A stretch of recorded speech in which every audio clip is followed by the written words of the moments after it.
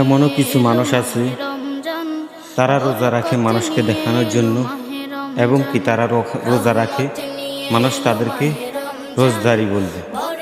সেই আশায় যারা রোজা রাখবেন, আল্লাহর কসম আপনাদের রোজা কখনোই হবে না, রোজা তো হবেই না, এবং আপনি গুনার কাজও করেছেন, কারণ গুনাহ হবে আপনার।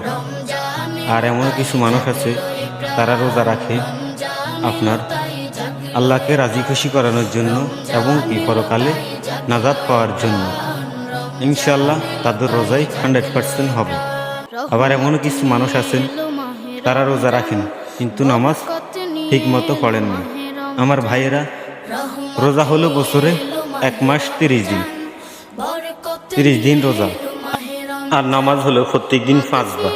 তার মানে নামাজের গুরুত্ব সবচেয়ে বেশি। রোজা থাকবেন, নামাজও পড়বেন, ইনশাআল্লাহ সফল আপনি হবেন।